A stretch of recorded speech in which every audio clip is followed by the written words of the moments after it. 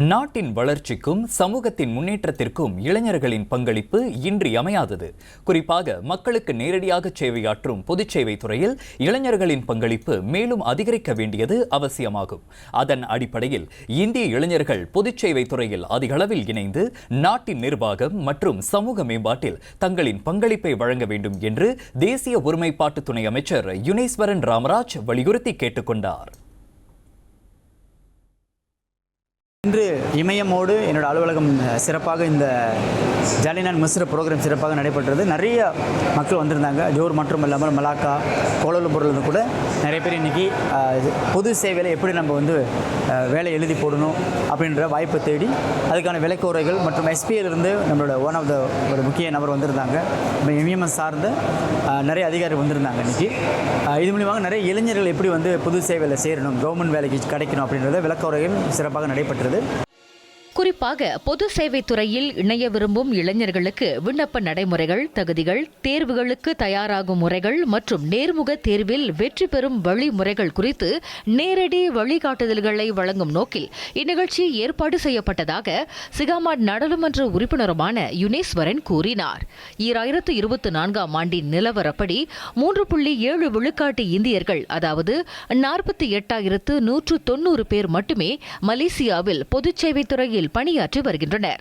2019ஆம் ஆண்டு தொடங்கி 2023ஆம் ஆண்டு வரையில் 3 முதல் 4 விழுக்காடு இந்தியர்கள் அரசாங்க வேலைக்காக பதிவு செய்திருக்கும் நிலையில் அதில் பாதிக்கும் அதிகமானோருக்கு அரசாங்க வேலை வாய்ப்பு கிடைத்துள்ளதாக மலேசிய பொதுச் சேவை ஆணையம் SPA-வின் அதிகாரப்பூர்வ புள்ளி விவரங்கள் காட்டுகின்றன.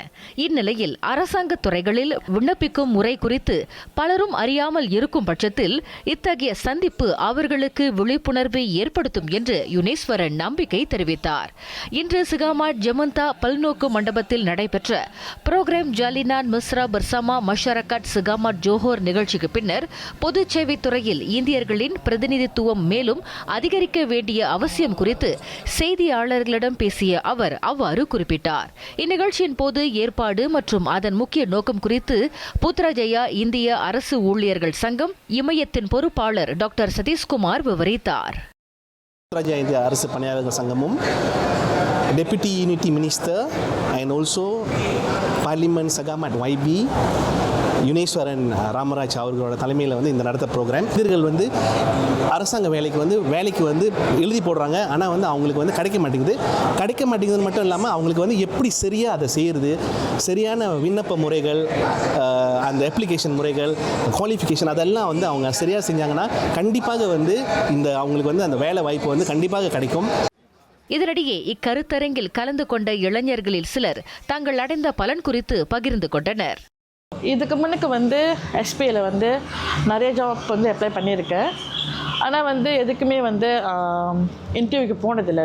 எக்ஸாமோட ஸ்டாப் ஆயிரும். ஏன்னா நம்மளுக்கு ப்ராப்பரான கைடன்ஸ் இல்லை. எப்படி SPA-ல அப்ளை பண்ணணும், அதுக்கடுத்து என்ன ஸ்டெப்பு, ஸோ நம்மளுக்கு தெரியாது.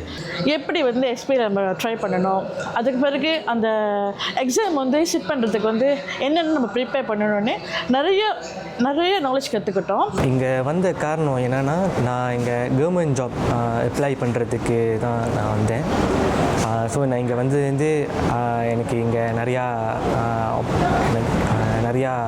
நாலேஜ் கிடச்சிச்சு, எப்படி அப்ளை பண்ணுறது. ஸோ இந்த ப்ரோக்ராம் எனக்கு டிக்டாக் மூலியமாக தான் தெரியும். ஸோ இந்த ப்ரோக்ராம் பார்த்திங்கன்னா நான் ரொம்ப ஒரு வருஷமாக கவர்மெண்ட் ஜாப்க்கு ட்ரை பண்ணிகிட்ருக்கேன். ஸோ எந்த ஒரு இதுவும் எனக்கு கிடச்ச மாரி தெரில. ஸோ இந்த ப்ரோக்ராம் வந்ததுக்கு மூலிமா நான் வெப்சைட்டில் இதுக்கு முன்னாடி கவர்மெண்ட் ஜாப் அப்ளை பண்ணியிருந்தேன். ஸோ அதில் நான் என்னென்ன தவறுகள் பண்ணியிருக்கேன்னு சொல்லிட்டு இந்த ப்ரோக்ராம் மூலிமா எனக்கு தெரிய வந்துச்சு.